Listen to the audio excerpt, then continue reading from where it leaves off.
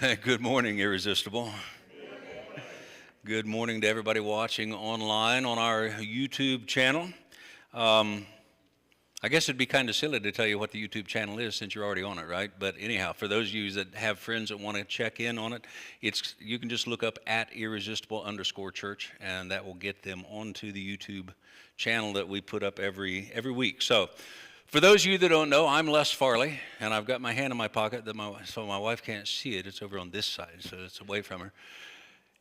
And we are the founding and senior pastors of this gathering, and we are honored to have all of you with us. All of you here, all of you that take your time to come in the mornings on Sundays and be with us.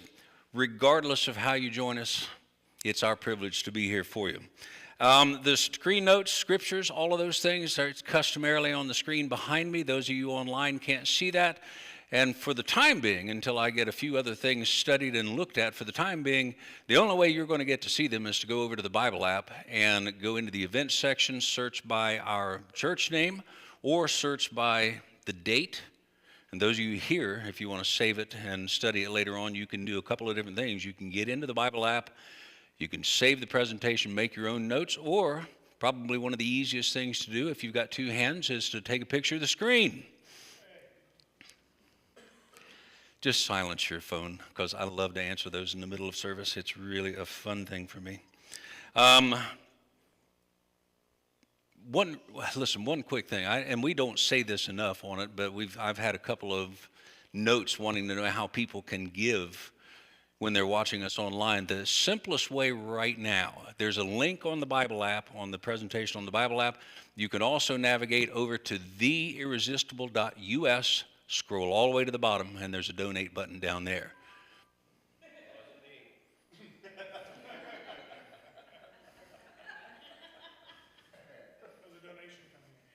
It might have been. All right, let's go to the caller on line number 3. Wow, way to get me off. Anyhow, it ain't yours? Not yours this time? I wonder if that was my guitar shutting off. It might have got tired of not playing. I don't know. Anyhow, got lots to cover. Let's get started. I'm working my way through a series of standalone messages, and I've called this Martha, Dear Martha. And I did that because, if you remember Martha, she's worried about a lot of things. And what we're covering on there are a lot of things that I've been asked questions about over the years. Things that might not be all that important to a lot of us, but somebody it was important to them. And this time, it's what I wanted to do is just get it out there, put it out, let you hear the answers to some of these things. And we've covered some pretty decent stuff. And today we're going to look at leadership truths in Proverbs.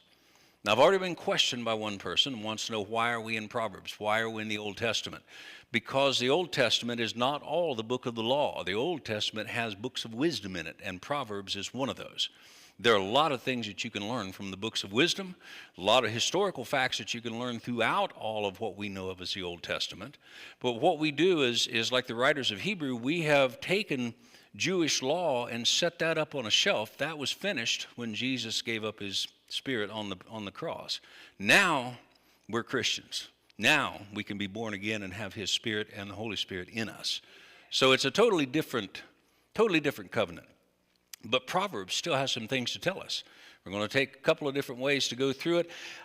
What I did was take a great majority of information. I have a Bible. I don't know if you've ever heard of it, but I've got a Bible called John Maxwell's Leadership Bible. And it will take you forever to read through that and get all of the nuggets of truth that he's got out of it. But I stayed in Proverbs, and I picked out of a list of things that he said were the important things for leaders. Now, this was paraphrased and written decades ago, but it still holds true today. So what we're going to look at is all of these truths that come in. We're going to cover 6 of them, because there's way too many. And if you are familiar with that Bible, you know that. But let me start with one quick or not a verse, but one quick line that he put in there right at the beginning of the Bible, in the first part of the pages in the Bible. He said, leaders are learners. Great leaders constantly seek wisdom from those who have gone before them. So when we look at, let's put it this way, it doesn't have to be leadership in the church. It can be any leadership, being the head of a household, being the head of a family, owning a business. It's all leadership. It all hinges on that. And that's what I liked about that, because he's not just looking at ministers. We're going to utilize it as church and ministry, because I can pick on us and nobody gets mad at me unless you don't come back next week, and then I know you are. Pastors, the ones I've talked to, my own conversation with my pastor's coach, leadership is one of those things that we can never learn enough about. People who are leaders constantly learn, constantly have books they're reading, articles they're reading. And the one thing you notice about it, especially if you go into a lot of pastors' offices, and mine's not quite as bad now because we moved and almost everything's still left in boxes downstairs, but typically you walk into my office and the bookcases are 2 or 3 layers deep of books. And then there's this other stack over there that looks like the Leaning Tower of Pisa, and I'm getting hungry. Pizza, Leaning Tower of Pizza, and it has in that stack are the ones that have been recommended to me by my coach, by my friends. Sometimes I'll see an ad for one, and I buy it, and it goes in on the bottom of the stack, and I'm working my way down through it. I don't know if I'm ever going to get through the whole thing because it keeps growing. There's just all kinds of good leadership books out there. So if you want to improve your leadership skills, best thing I can tell you is start building a library of books about leadership. And I'm not talking just about ministry and Bible stuff. I'm talking about there are leaders in every industry that you can learn something from. And there's some of those books I've read, I've taken one thing out of it. But that one thing was worth all the time to read the book because it was important and it applied to what I'm doing and what the Lord has us doing here. But out of all of that, the one book that I like the best is Proverbs. And here's why. Almost every one of those books, those other books that I've got, once you boil down the important pieces that they've got into it, you can track back to Proverbs and find it. So they say it a different way. You know, they don't talk King Jamesy and stuff, but every piece of wisdom that these guys and these women are sharing in their books, I can find a correlation in Proverbs. And that's interesting to me. So why not just start at Proverbs and eliminate a bunch of that stuff? That's where we're going today. You need these tools. Number one, great leadership starts with integrity. Leadership. The only way to be a leader is to learn how to lead yourself. Now, we were looking for something better than that, right? We were looking for some like magic pill. It's like losing weight. I want a magic pill, and I wake up tomorrow looking good. Those don't exist. Proverbs 28:6 says, better is a poor man who walks in his integrity than a rich man who is crooked in his ways. Now, the word crooked, you might as well, if you've got a Bible and you can write in it, you might as well put wicked, because that's what that word means, wicked. Wicked in his ways. We know a few of those, yes? You can have all the skill in the world. You can have all the charisma in the world. You can have gifting from the Lord. And everything will advance your influence and make people like you and maybe grow a church or a business. But everything falls flat if you don't have integrity.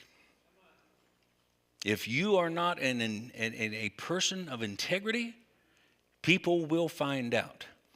No secret stays hidden forever.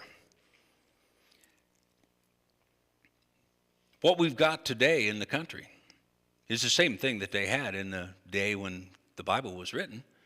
And what we have today in this country is no different from what we've had in this country before.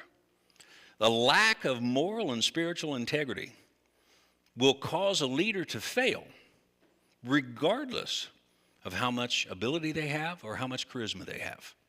Now, we're seeing that play out in the church world all across America and all across the world right now. In the past 2 weeks, 4 megachurch pastors have been found out to be doing wrong things sexually, financially, and integrity-wise, business-wise. 4 large, I'm talking churches of tens of thousands. And you can continue that for a while, but if you don't have integrity, it's going to get found out. And it did. 4 in 2 weeks is a lot, seems to me. What you do affects other people, but who you are also affects other people. People can see what you do and may not know who you are, but who you are comes to the top. And I've taught you this many, many times. When there's pressure, who you are comes out. And if there's not integrity in there, it plays out in front of a whole lot of people. So, your moral integrity. If you're going to be a leader, especially in the church, moral integrity. Your general demeanor. And I talked about this last week. You know, my resting angry face, that I'm not angry. That's just me. That's just that's how my face is. I guess I should stand on my head once in a while. Maybe I'll smile then. Your attitude. People will see that. They'll hear that. They'll understand that. But that is the piece and the part that you have to have integrity. You have to be the same. You're the same coming and going, just like that song. When you're inside, you're outside, you're in the city, you're in the country, you're the same. You have integrity. All right, let's let that rest for a bit. Put that on the back burner, let it simmer. Number 2, great leaders work on sharpening their skills. Anybody that hunts know that you don't just go out and grab a gun or a bow and go shoot at things. Well, and I should say some people do that, but you should not just grab a gun or a bow and go out and shoot at things. You have to build your skills. And the same is true of leadership. Leadership has a higher calling on it because nobody wants to follow somebody that can't do the job as good as them. Nobody wants to follow somebody that's not as interested in improving themselves as them. Now, we've all had bosses like that, haven't we? I can think of several right off the top of my head. I try real hard not to be that way. Proverbs 22:29 in the Message says, observe people who are good at their work. Skilled workers are always in demand and admired. They don't take a back seat to anybody. Think about skill. You can be gifted, but not skilled. You can have charisma and no skill. Whatever you do, that skill is something that can always be worked on.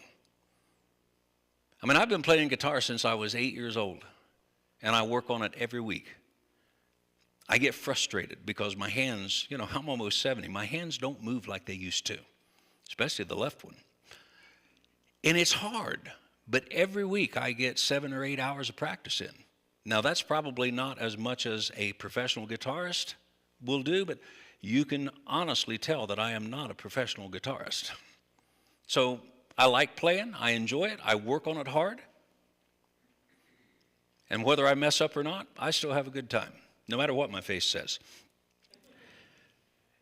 To be good at a job. I mean, think about any job that you've ever had. Have you ever gotten hired for a new job, a new position, something that you've never done before, and you just go and you fit right in, you know exactly what everything is, and you do it perfectly every time? Doesn't happen. Not very often. There might be some liar out there that would say they did, but it doesn't happen. You have to build your skill. You have to know what you're doing. But leaders are going to practice those skills. They'll further their education. They'll learn a lot about the different things to do with their job, even without even being paid for it by their employers. And the one piece that I see from a lot of leaders is there's an evaluation process to find out whether or not they're the same or worse or getting better. That's the only way to get better. And you need somebody you trust, and you need to do this not in public. That's why we do it in the truck on the way home. And I trust this woman with my life and beyond, and she will tell me the truth, even when I drive home the rest of the way with my angry face and real quiet. But she hits the nail on the head every time, except for the fat kid. I thought that was funny. Anyhow, 3 weeks I've said it. I told you I wouldn't let that go. I've always been taught in my life that leading by example is the best way to do it, and I've tried my best to do that. Now, for the most part, I think that's true. I try to be here early. I try to be here, work on more stuff, and try to get better at everything. And we were talking yesterday, Dester and I were talking about getting some things rebalanced. I'm going into some wireless stuff on the guitars and getting things balanced so that I can hear it better in my ears while I'm playing. And I said, well, the thing that you're going to have to do is get there early, because I need you there before I start firing everything up in the back, because I need somebody to be able to handle this kind of stuff. So guess what happened this morning? What happened this morning was I was late. It happens every time I tell somebody to do something. I'm the one that ends up being late. Now, late for me was getting here at 8:30. And you might look at me and say, well, you don't start till 10. We start at 10:03 if you were paying attention. But I've always thought, I've played in a band for years, and we always had everything on the stage, tuned, ready to play, 15 or 20 minutes before showtime. And that's what I try to do. I get here at 8:30. I'd like to be tuned by 8:45. I'd like to be done with the run-through so that as people are coming in, I'm not up here on the platform still playing and singing and working through songs. That's, to my ideas, leading by example. But for the most part, what the guy says in Proverbs 22 is how I've tried to live my life. Be skilled, practice, do the things you need to do to be good at what you're doing. I read, I work on messages. I practice these messages before I ever get up here. When Sam was alive, when our dog was alive, that dog got saved every week. And well, it was an easy altar call. You just had to have a treat in your pocket. So maybe... We have extra donuts in the back.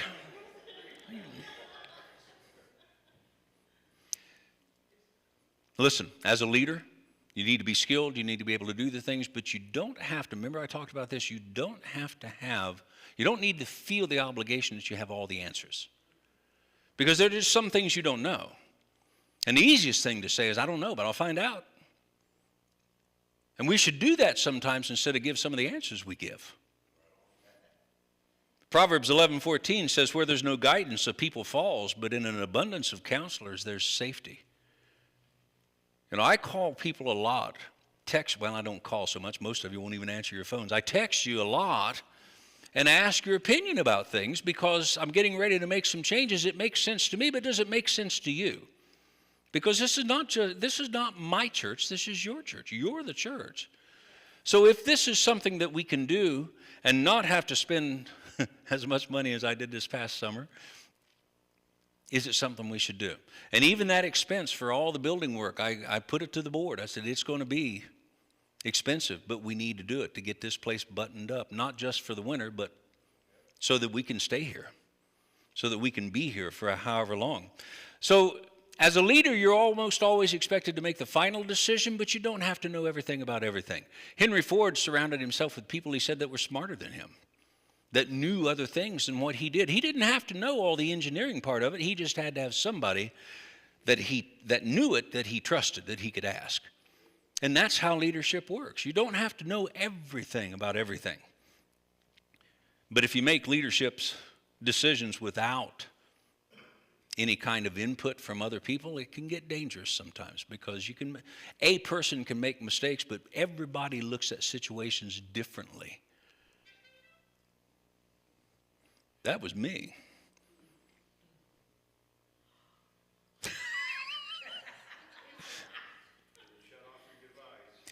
No, I'm turning the volume down because somebody's texting me things to do this week.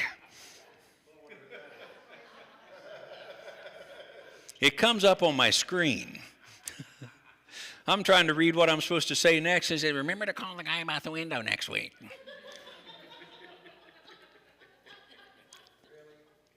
Yes, Lord. Number 3. Let's get into this before she finds something else to do. Great leaders are fair, just, and emotionally mature. Working on that. Honestly, I'm working on that. Great leaders are equally concerned about the well-being and success of everybody in their care, everybody that's in their sphere of influence.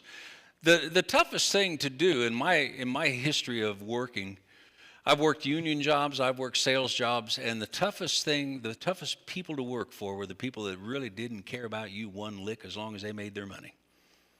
And those are tough jobs to do. You can do them. You can handle it. And God will open up something even better for you. I guarantee he will.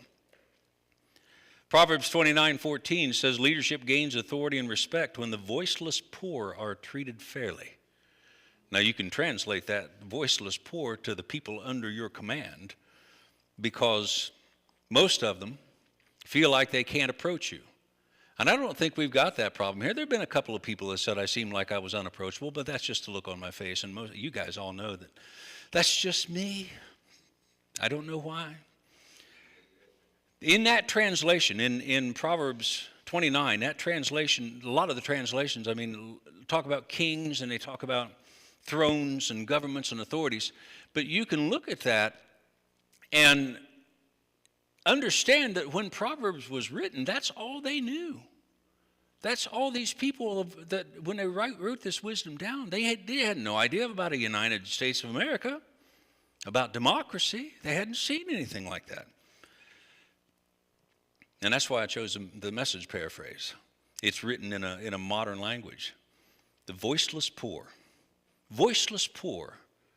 And we'll touch on that again in just a few minutes. But the voiceless poor under your command should not be voiceless. Everybody should be able to put in. Doesn't mean that you do it. I'm always reminded of Donald Trump's TV show when he would ask his daughter and ask his lawyer, what would you do? What would you do? Then he'd do something completely off the wall the other way. But his decisions almost always were correct. He just trusted his instinct, but he didn't do it until he heard what they said. And I don't know if that was just part of the TV show or not, but that was a good example for you to be able to, if somebody says to do something a certain way, or you don't know how something should be done, you notice there's a problem, then ask them, how would you do this? How would you do this? And listen to them, see what they say. Pastors and leaders are supposed to love the people that they're entrusted with, and we do, by and large, whether it's ministry or business or family. I mean, let's face it, there are some people that are tougher to love than others, even in your family.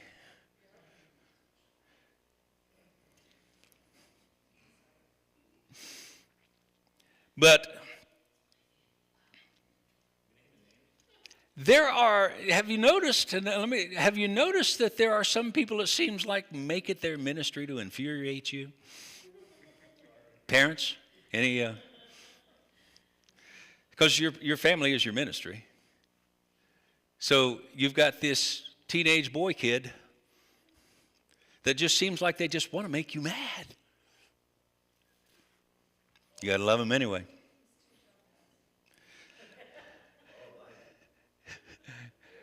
And the worst thing that you can do, and you get yourself, and I'm not good at this. I wasn't good at this when our kids were being raised.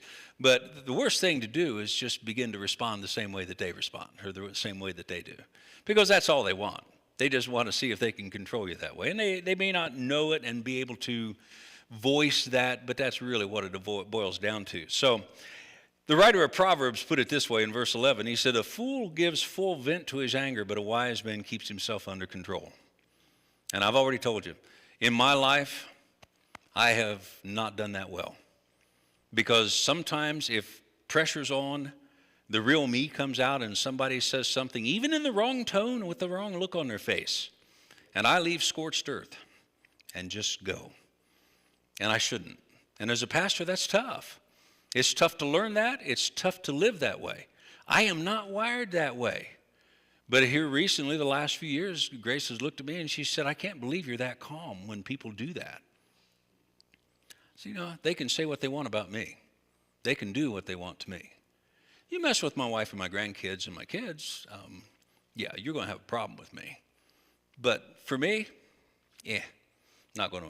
I had somebody 2 weeks ago sent me a note and said, what is up with your hair? Like that's going to hurt me? Then I looked at their profile and they ain't got none. I know why they're mad.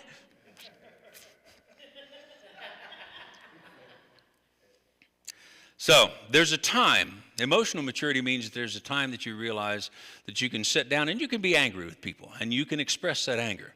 But in the heat of the moment, in the heat of a lot of things going on, there are a couple of different situations, and I've told everybody in leadership here before, there are going to be times you're going to walk in here on a Sunday morning and I see something that needs to be done and I will not have a good tone. This needs done now. And I've had a couple of times that I've said that and it didn't get done, so I went and did it myself. I'm not above doing that. I don't like that. I don't like having that kind of a confrontation on a Sunday morning, because to do any of this, you have to have your mind and your spirit in the right place. And I've had people meet me at the door on Sunday mornings and, what are you going to do about this? Probably nothing. I'm going to go preach a message. Number 4, great leaders protect the helpless. Now, this is a kind of akin to the last one, but it's a little bit more far-reaching when you look at this, when you study it. What happens if, as a leader, you are looked at from a greater distance than just your sphere of influence? Because you are. You're being looked at by a whole lot of other people that don't even know you. People in Walmart are watching you. The cashiers are watching you. They're watching to see what happens, watching to see how you act and react to situations. And I will, again, be honest with you. It seems like here recently, as we grocery shop and do the other shopping that we do, I get more than enough exercise rolling my eyes than just about anything. If there was only something on my watch that would just give me credit for that. Calories for rolling eyes, 112. Proverbs 31, verse 9, speak up for those who cannot speak for themselves, ensure justice for those being crushed. Verse 9, speak up for the poor and helpless and see that they get justice. And if you think about that, I mean, justice and mercy are key elements of the mission of the church. Justice and mercy. Mercy is nothing more than showing someone love. And I believe Jesus had something to say about that once or twice. Love the one another's around you, and that's how people are going to know you follow me? Can you even imagine somebody not coming to Christ because of the way a Christian acted? If you have, and some of this, I mean, I wrote this years ago originally because I took all this stuff out of John Maxwell's Bible, but I started thinking about this past election last week. We only had a 50% turnout in most of the state, except for the 5 big Democrat cities. And that's why that stuff got passed. Too many Christians stayed home. And I know it's hard to find time to do that stuff, but did you know that you can vote early? You can take time on a day off or a lunch hour and go to the Board of Elections and vote before having to make time to go to the polls. We went after Grace got home from work, and it was crowded. I was amazed. So I don't know how this county did, but I do. I think they posted that we only had a 50% turnout here, just like the rest of the state.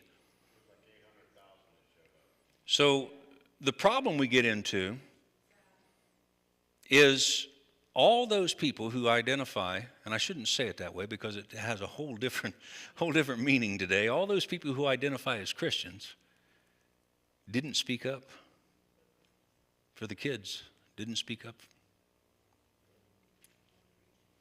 And with that in mind, check out number 5. We're almost done here.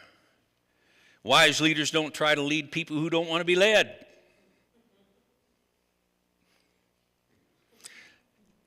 Here's what I know about you. I don't know that much about you. You hide behind a camera. Here's what I know about you.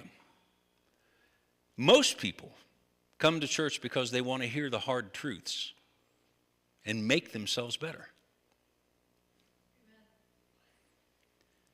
And they just need leadership that's going to be patient while they progress through figuring all this out. You know, when you're saved, when you're born again and you accept Jesus, you don't just have some knowledge. It would be nice. When we were children's pastors. Yeah, at least I'm not. Right? When we were children's pastors, we held the position for almost 3 years before we were installed into that position. For 3 years, we had this one kid that was having a lot of trouble at home. Great kid, nice kid. He was getting up into teenage years. He was going to be out of our classroom pretty soon. And I kept trying to sit down with his mom and dad and explain to them, these are the things that he's telling us that he's going through, and we need to find out some way to help him. Don't have time, don't have any of this stuff. The day that we came in and were brought to the front, hands laid on us, oil poured on us enough to change the car engine, licensed and ordained as pastors, on the way back the aisle to get back to our classroom, this guy pulls me up to him and says, hey, can we talk about my son and see what we can do about him? And I'm a big guy. I mean, almost, I was kind of scared because he got me by the arm. So why couldn't we do that before? And he said, well, you're a pastor now. I was not as mature emotionally as I am now. And I just looked at him and I said, you idiot. It's too late now. I heard about that. I was in the pastor's office the next Monday. Did you call one of our people an idiot? Yeah, I did. It was that big guy. Proverbs 23:9, don't waste your breath on fools, for they will despise the wisest advice. You are not imbued, you don't get a whole bunch of knowledge dumped into you at salvation. It would be great. It'd be great if when you're licensed and ordained or however it happens, if you're in a leadership position in a church and a platform ministry, it'd be great if I could just say, knowledge. Bypass them 4 years of seminary. Doesn't happen that way. You have to know, and the hardest thing, because people are good at hiding who they are. And let me put it to you this way. Anybody can be a Christian for an hour on Sunday. Or two? You need me to go longer? Anybody can be a Christian for a few minutes on a Sunday. And they can fool us. But you'd be surprised how many times I've seen people out in public that don't know I'm there. And you get to see the real them. And you can tell that maybe that salvation leaked. Because humans leak. We can't retain all that stuff. There are people that want to be led and discipled, and then there's that other bunch that just want to make trouble. And you have to learn to discern where those are, and it's a difficult thing. It's not something you just learn all at once. So, last one for this morning. I won't do the 2-hour thing like everybody wanted because I didn't make enough notes. Number 6, wise leaders plan ahead. You want to be a wise leader? Then think beyond today. Act with your job or your ministry like you do about next year's vacation. Most of you have spent more time planning next year's vacation than you've ever done for your job, for your ministry, for your message. Just as guilty as you. Just as guilty as you. Now, I am a planner. My kids knew when we go on vacation, I have 5 plans. If the weather's this, we do this one. If it's kind of like that, we might do this one in the middle of all of that. And we go through the whole thing, and it changes. And then we would change our route to get somewhere. And, you know, in the days before GPS, I had this entire case of maps. Because they give them to you free when you get in the state. And I took 2 every time. Because I wear them out. Now, I will tell you this. I have gotten back to maps. Because you know when a GPS fails? And you look around outside and say, I have no idea where I am. We had that happen. So I carry maps. Grace will laugh at me. But it's kept us moving on the road a lot of times. And she just got me a new Christmas present that's going to help out even more. Now I got a CB. I can get back to my old handle from the 70s. There's something, though, in leadership that you need to cast a vision for people, because most people only have a vision for whatever it is that you're working on. But it's not. It should be more than just a short term. You need that, but there should be somewhere a long-term vision that you're working toward. And doing that for your group is something that will just help you and help them keep on track for the things they need to do. Proverbs 27, verse 23, know the state of your flocks and put your heart into caring for your herds. Verse 24, for riches don't last forever, and the crown might not be passed to the next generation. Now, that's kind of a strange thing, isn't it? Talking about herds and animals and things, but the truth of that whole matter is, when you're young and just young period, but when you're young in leadership, young in ministry, you feel like you have forever to get things done. My forevers lasted 37 years.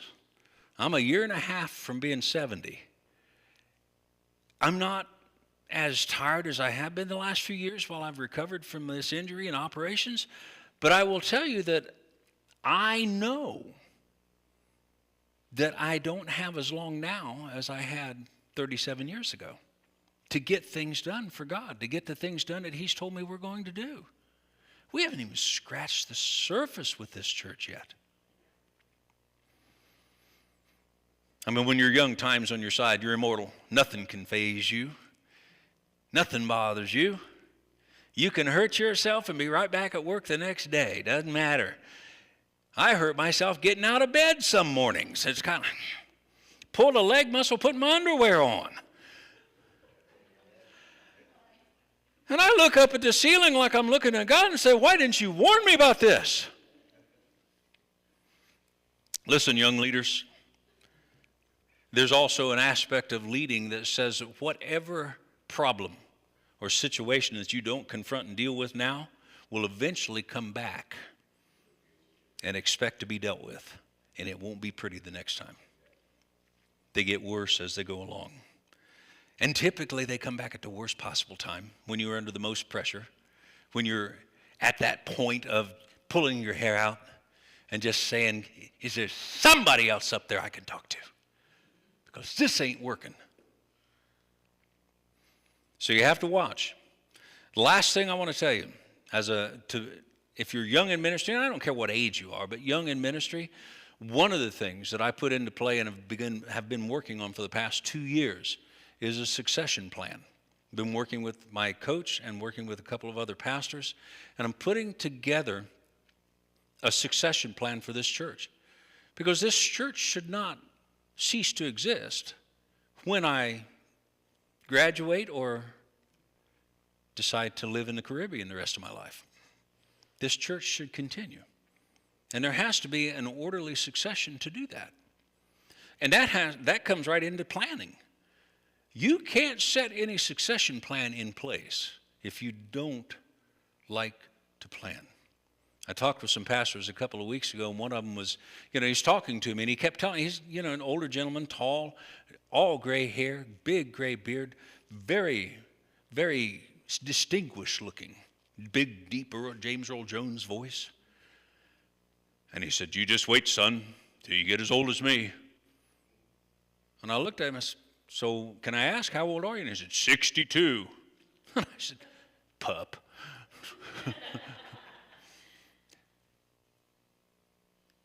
That planning to keep things done, and we were talking about the succession plans, and he's never even considered it. But he's been sick for a couple of years, and he said, now we're starting to plan. And he said, and my leadership don't like it because they think there's something wrong with me. You can cause the greatest pain to a church when you're the leader, especially if you're the senior pastors, the greatest pain you can cause to a church is retiring or dying before you've got a succession plan in place. What would you do? What would you as the leaders do if there's no lesson grace here anymore? Now, I'm not going to retire and move out in the middle of the night. I'm not telling you that. I'm just telling you we're going to put some things in place because I need this and I want this to continue. I think the best is yet to come. And I think if we all sit down, the board next year, I think if we sit down and set in some really ridiculously ambitious goals, I think you're going to see some amazing things happen in this place. This town is ready for this to happen. So, last thing I will tell you is, leaders, the best thing you can do is get wisdom. The best possible thing you can do for you, your ministry, your church, your job, is to get wisdom. In the words of King Solomon in Proverbs 4, get wisdom, verse 5, the very first part of it, get wisdom, develop good judgment. You know how you develop good judgment? You exercise bad judgment, and you learn. And verse 6 says, don't turn your back on wisdom, for she will protect you. Love her, and she will guard you. Even more than the pursuit of knowledge and skill, making the pursuit of wisdom one of your goals and one of your ideals is going to be central to the leadership that you have throughout not just your job on Sundays, but your job, your life in general. And as you do that, as you try to get wisdom and develop it, God's going to bless you with even more influence in your sphere and influence outside. People that aren't even part of your group are going to begin to turn to you because they can tell wisdom when they see it. So, everybody in agreement that Proverbs is in Hebrew Scripture, yes? All right. What I'm going to do for you next week is we're going to go to the other half of the book. And we're going to talk about effective Christian leadership. Nothing wrong with what we studied today. Nothing wrong with doing the things that are in Proverbs. But there's an amazing amount of leadership talked about in the New Covenant, talked about in Christian Scripture. And we're going to get into that next week. It is written out. It is excessively long. I am doing some harsh editing right now, trying to get it down to where y'all won't be yawning on me before we get done. But it is amazing when you look at what the writers of Christian Scripture put in play for leadership. And it's something we all need to know, and I'm going to show it to you next week. Those of you on YouTube, next week I will see you. And goodbye. You're leaving me? No, them. Oh, tell them goodbye? So we will see you next. I thought she was out of here already, and she hadn't said anything. I get confused sometimes. We will see you guys next week, next Sunday morning. Tune in and listen to Effective Christian Leadership. And for now, see you. So I want to talk to you briefly. I'm going to get kind of graphic, so